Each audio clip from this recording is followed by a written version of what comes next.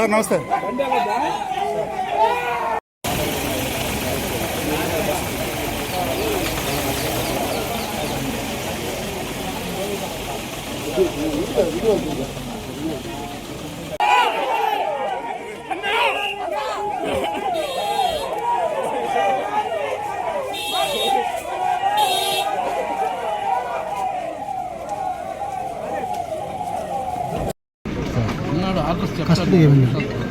Custody petition ఉన్నాయి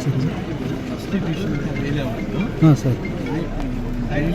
sir ఇప్పుడు remand అయితే ఓకే, కస్టడీ పిటిషన్ వేస్తున్నారండి వేయలేదు సార్.